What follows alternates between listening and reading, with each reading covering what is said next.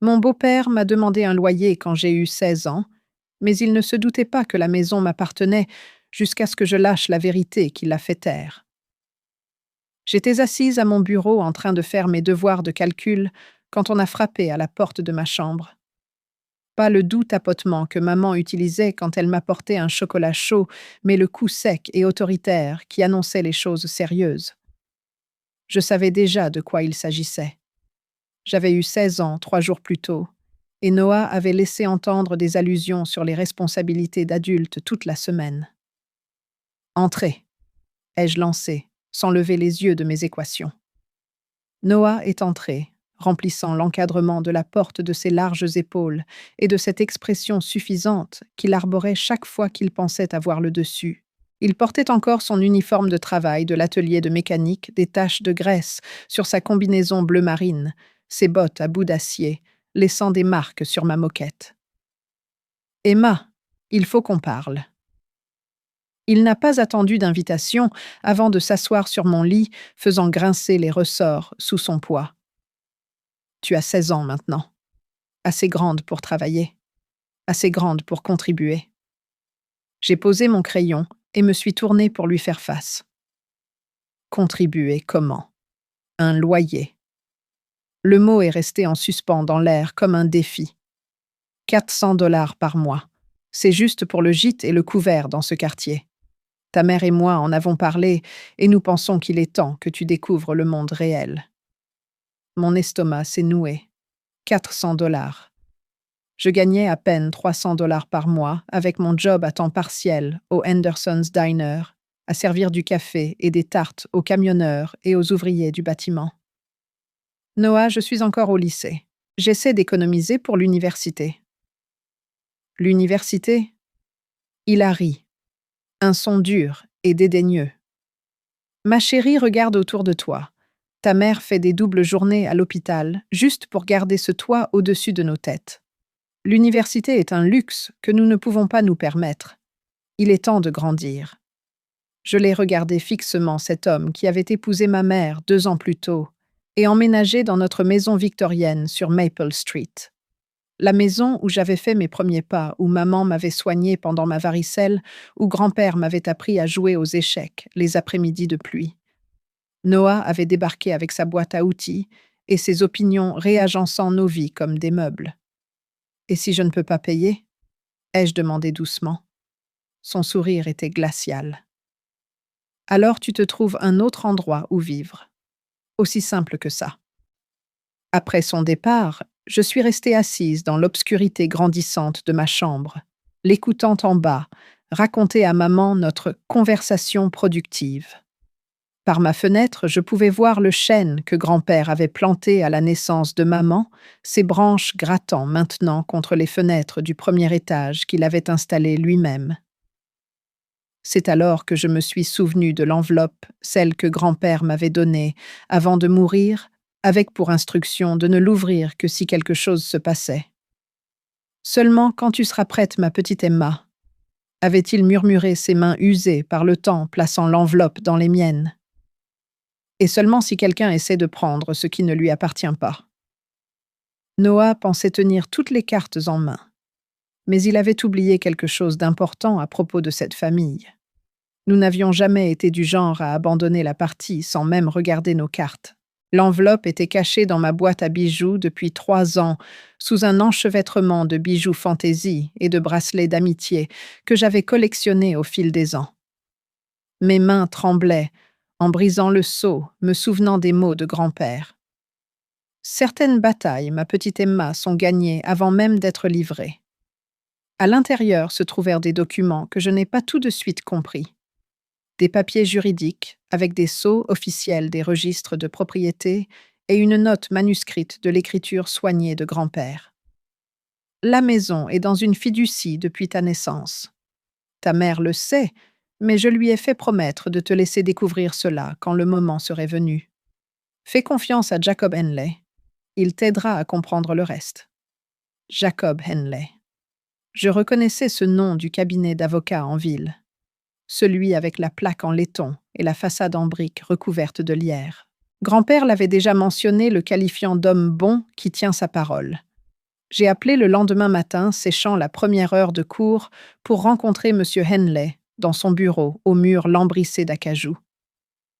Il était exactement comme je l'avais imaginé.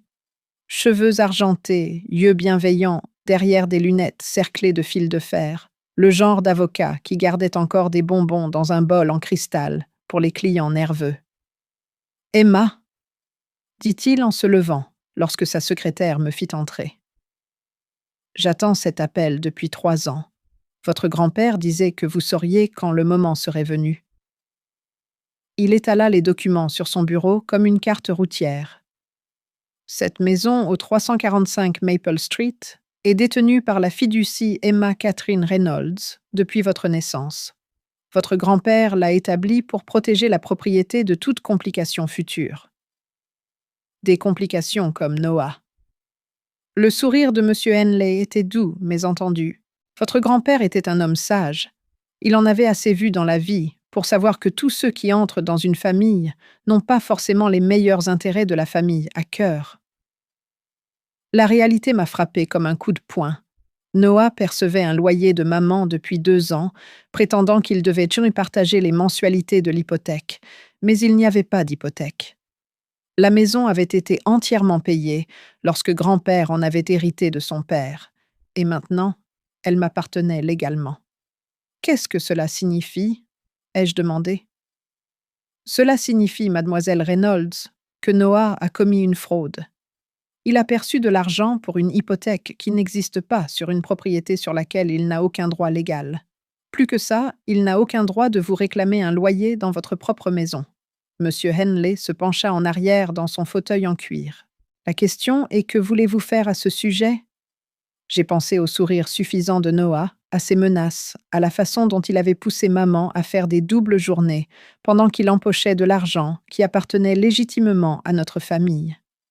J'ai pensé à tout l'argent du fonds pour l'université que maman avait redirigé vers ce qu'elle croyait être des paiements nécessaires pour la maison.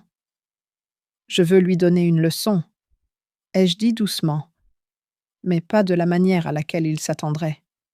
Monsieur Henley a hoché la tête d'un air approbateur.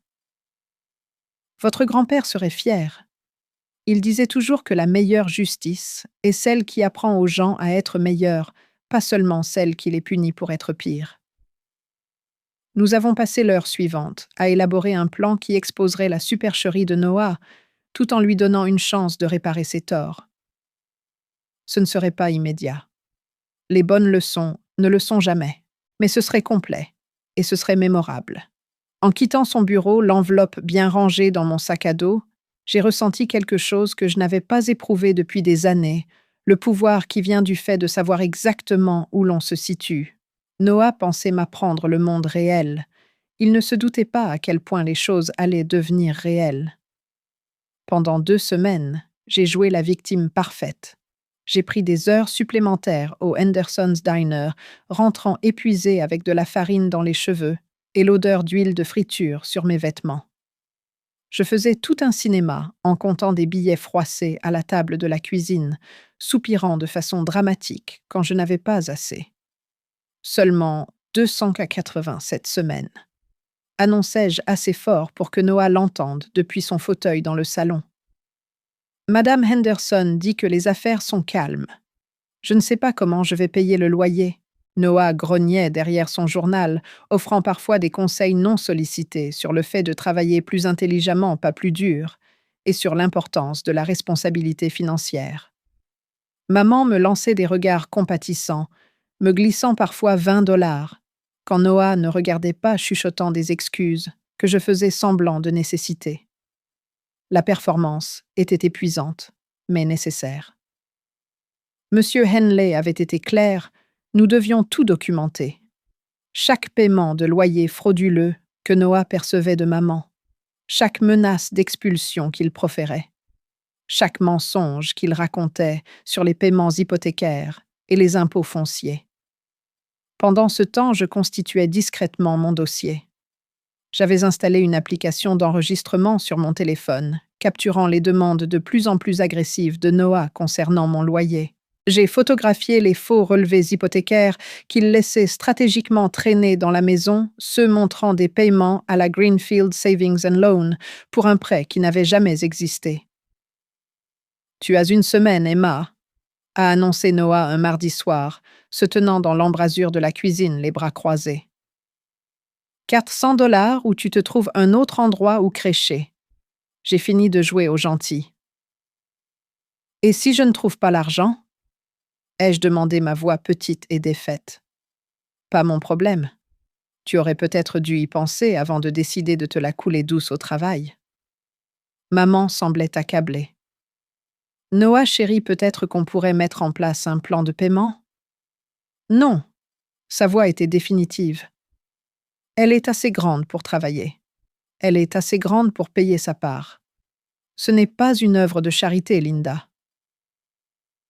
Je me suis excusée pour monter dans ma chambre où j'ai immédiatement appelé M. Henley. Parfait, dit-il quand j'ai décrit la conversation. Nous avons tout ce qu'il nous faut. Êtes-vous prête pour la phase 2? La phase 2 impliquait ma tante Bethany, la sœur de maman qui vivait à Portland. Bethany n'avait jamais aimé Noah.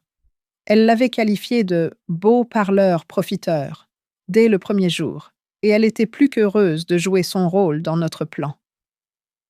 Emma m'a appelée en pleurant, a dit Bethany à maman au téléphone le soir suivant, sa voix portant clairement à travers la cuisine. Elle dit que Noah la met à la porte. Linda, comment peux-tu le laisser faire ça à ta propre fille? J'écoutais depuis l'escalier pendant que maman essayait d'expliquer, sa voix tendue et sur la défensive. Il essaie juste de lui apprendre la responsabilité, Beth. Les factures s'accumulent et nous ne pouvons pas nous permettre. Vous permettre quoi?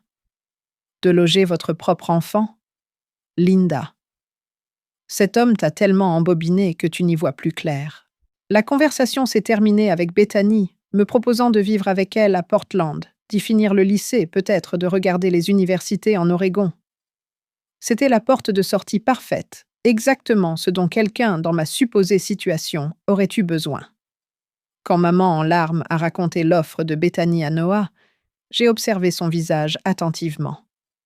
Au lieu d'inquiétude ou de regret, j'ai vu autre chose du calcul. Il planifiait probablement déjà comment utiliser ma chambre, peut-être comme bureau à domicile ou atelier. C'est peut-être pour le mieux, dit-il finalement. La fille doit apprendre que les actions ont des conséquences. Cette nuit-là, j'ai fait une valise avec des vêtements auxquels je ne tenais pas, laissant derrière moi tout ce qui comptait pour moi. Demain, Noah penserait qu'il avait gagné. Il ne se doutait pas que la vraie partie ne faisait que commencer.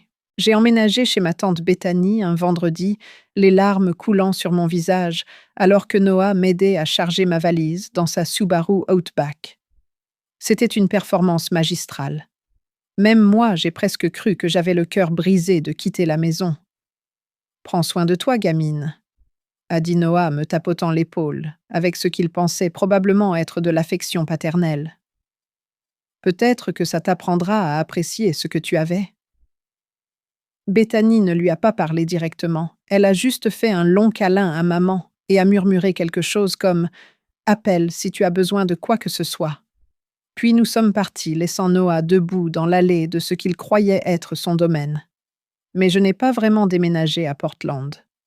Au lieu de cela, Bethany et moi avons conduit jusqu'à un hôtel à Burlington, à 30 minutes de là où M. Henley avait réservé une suite au nom de son cabinet.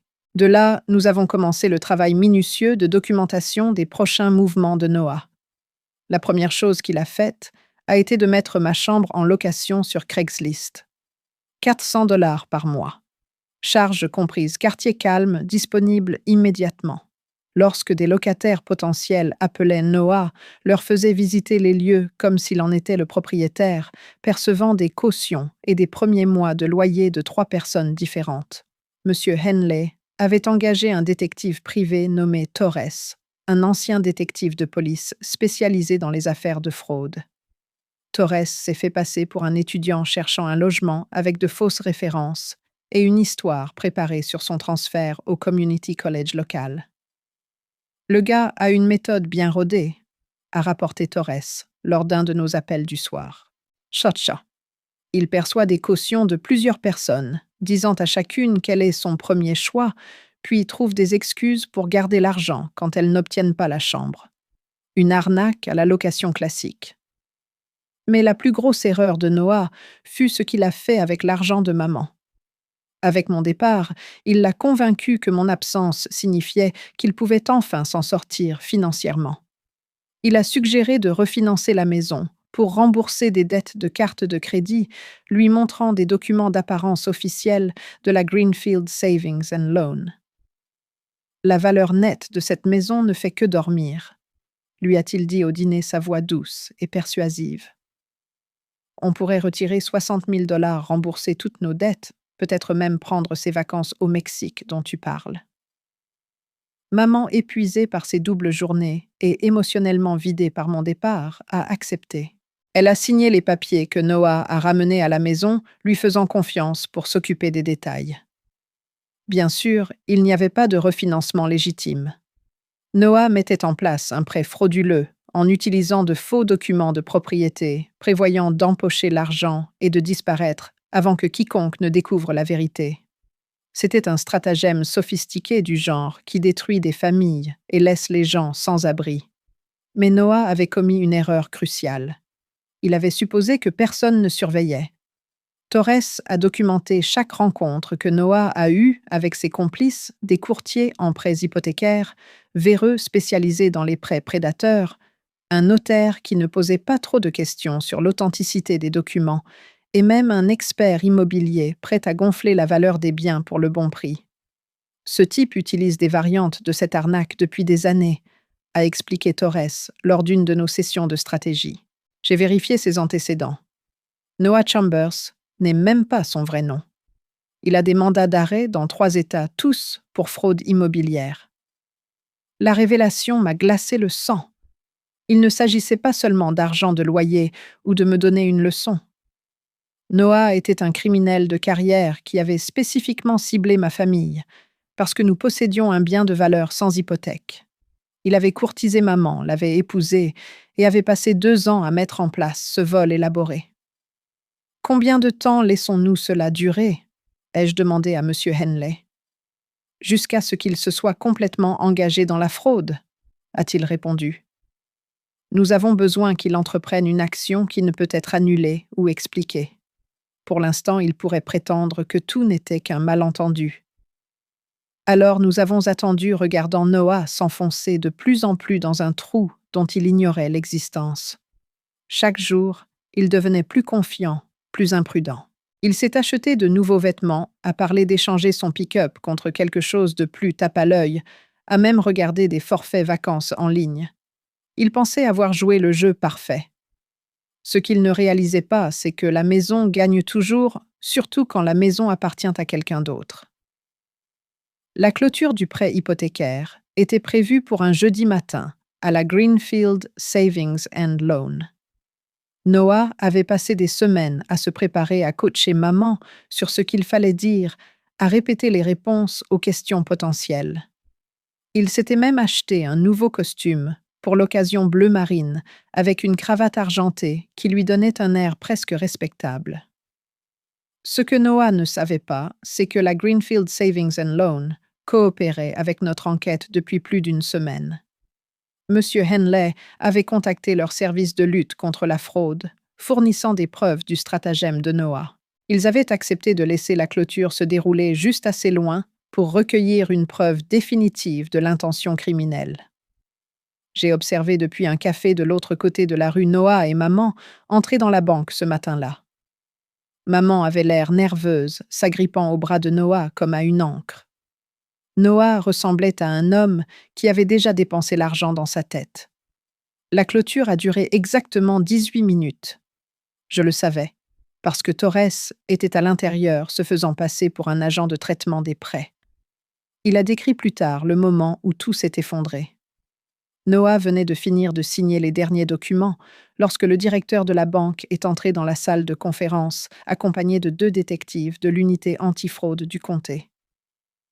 « Monsieur Chambers », a dit le directeur, sa voix professionnellement neutre. Nous devons discuter de certaines irrégularités dans votre demande de prêt. Noah, selon Torres, est devenu blême, mais a gardé son sang-froid. Quel genre d'irrégularité? Le genre où vous n'êtes pas réellement propriétaire du bien que vous essayez d'hypothéquer. La pièce a explosé. Maman s'est mise à pleurer. Noah a commencé à crier à propos de confusion et de malentendus, et l'agent de crédit a calmement expliqué qu'ils avaient découvert que la maison appartenait à une fiducie, pas à Noah, ni même à maman. C'est ridicule, a protesté Noah. Je paye l'hypothèque de cette maison depuis 2 ans. J'ai des documents. Vous avez des documents frauduleux? A interrompu le détective Martinez. Nous enquêtons sur votre opération depuis des semaines, Monsieur Chambers, ou devrais-je dire Monsieur Richard Kowalski. C'est à ce moment-là que Noah a su qu'il était pris. Son vrai nom, son casier judiciaire, tout son réseau de mensonges, tout s'est effondré dans cette salle de conférence stérile, avec ses faux lambris et ses affiches de motivation sur la réalisation du rêve américain. Maman, sanglotant toujours, a posé la question qui m'a brisé le cœur. Je ne comprends pas. Si Noah ne possède pas la maison et que je ne la possède pas, alors à qui appartient-elle? Le détective Martinez a souri doucement. Et si nous appelions la véritable propriétaire et lui demandions de venir? L'appel téléphonique fut bref. Emma, nous sommes prêts pour vous. J'ai traversé la rue et suis entré par les portes en verre de la banque, mon cœur battant la chamade, mais mes pas assurés. Le hall était animé par l'activité normale d'un jeudi matin, des gens déposant des chèques de paie, des couples âgés, discutant de leur compte de retraite, une jeune famille ouvrant son premier compte d'épargne. Quand je suis entré dans la salle de conférence, le silence était assourdissant. Le mascara de maman avait laissé des traces sombres sur ses joues.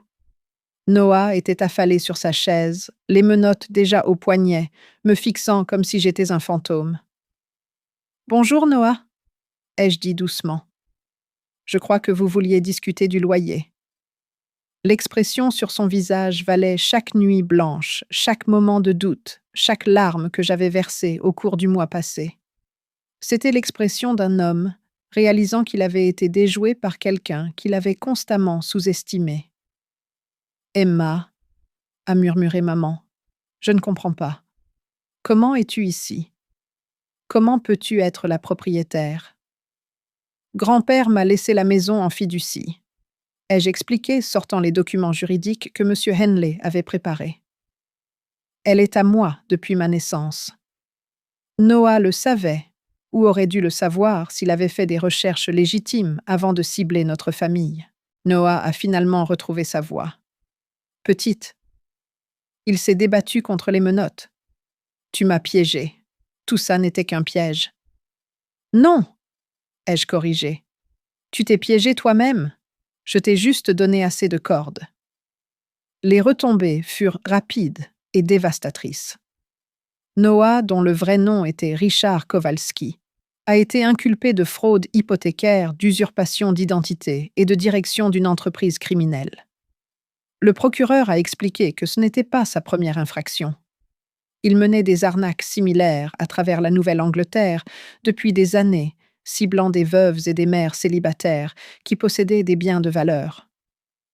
Maman a été innocentée de tout acte répréhensible une fois que les enquêteurs ont réalisé qu'elle avait été une victime et non une complice. Mais les dommages émotionnels étaient plus difficiles à quantifier. Elle avait passé 2 ans à croire qu'elle maintenait à peine notre famille à flot, financièrement s'épuisant au travail, pour payer une hypothèque qui n'existait pas, pendant que son nouveau mari empochait des milliers de dollars destinés aux dépenses de notre ménage. « Je me sens si stupide », a-t-elle dit un soir, alors que nous étions assises dans notre salon, vraiment. Notre salon, pour la première fois depuis des années. Comment n'ai-je pas vu? Comment l'ai-je laissé me manipuler comme ça? Parce que tu as fait confiance à quelqu'un que tu aimais, ai-je répondu. Ce n'est pas stupide, maman. C'est humain. La reprise financière a pris des mois. Monsieur Henley nous a aidés à retracer l'argent que Noah avait volé, près de 40 000 $ en 2 ans, y compris les faux paiements hypothécaires, mon loyer, et diverses autres dépenses qu'il avait convaincu maman d'être nécessaires. Une partie a pu être récupérée sur des comptes que Noah n'avait pas encore vidés. Le reste devrait provenir d'un litige civil qui pourrait prendre des années à se résoudre. Mais la maison était en sécurité plus que sûre. Elle était enfin légalement, indéniablement à nous. J'ai décidé de ne pas retourner immédiatement au lycée. Au lieu de cela, j'ai passé mon GED et j'ai commencé des cours au Community College étudiant l'administration des affaires, avec une spécialisation en droit immobilier. Monsieur Henley m'a offert un emploi à temps partiel dans son cabinet et dans d'autres familles victimes de stratagèmes similaires. Vous avez un don pour ça, m'a-t-il dit lors d'une de nos revues de cas hebdomadaires. La capacité de voir des schémas de pensée plusieurs coups à l'avance, de rester calme sous la pression. Avez-vous envisagé la faculté de droit? J'y avais pensé en fait, mais d'abord, je voulais comprendre le côté commercial de la gestion immobilière et de l'immobilier. Grand-père m'avait laissé plus que la maison. Il y avait des biens locatifs dont je n'avais jamais connu l'existence des investissements, qui avaient tranquillement fructifié pendant des années. La fiducie valait près d'1 demi-million de dollars, assez pour payer l'université et les études supérieures sans m'endetter. L'audience de détermination de la peine de Noah était prévue pour la fin du printemps. Je prévoyais d'y assister non pas par vengeance, mais pour tourner la page. Torres, qui était devenu une sorte d'ami de la famille, m'a prévenu que Noah pourrait essayer de me contacter avant. Les criminels tentent parfois de manipuler leurs victimes pour qu'elles demandent la clémence. Effectivement, 3 jours avant l'audience, j'ai reçu une lettre par la poste. L'écriture de Noah était serrée et désespérée. Emma, je sais que tu me détestes, et je ne te blâme pas, mais je veux que tu saches que je n'ai jamais voulu que les choses aillent aussi loin. J'étais dépassée par les événements, avec de mauvaises personnes, je devais de l'argent que je ne pouvais pas rembourser. Quand j'ai rencontré ta mère, j'ai pensé que je pourrais peut-être juste emprunter sur la maison, payer mes dettes, et que tout s'arrangerait. Je n'ai jamais prévu de faire du mal à ta famille. La lettre continuait sur 3 pages, un mélange d'excuses, de justifications et de demandes à peine voilées de pitié. À la fin, il avait écrit « Tu es intelligente, Emma. Plus intelligente que je ne le pensais. J'espère que tu utiliseras cette intelligence pour construire quelque chose de bien, pas pour démolir les gens comme je l'ai fait. » Je l'ai lu 2 fois, puis je l'ai classé avec les autres documents du dossier. Noah avait raison sur une chose. J'allais construire quelque chose de bien, mais pas parce qu'il l'avait suggéré. Parce que grand-père m'avait appris que la vraie force vient du fait d'élever les gens, pas de les rabaisser. La maison de Maple Street allait devenir quelque chose de spécial. J'avais des projets. 2 ans plus tard, le 345 Maple Street avait été transformé en Fondation Catherine Reynolds, une organisation à but non lucratif, offrant un hébergement temporaire et une assistance juridique aux femmes victimes de fraude financière.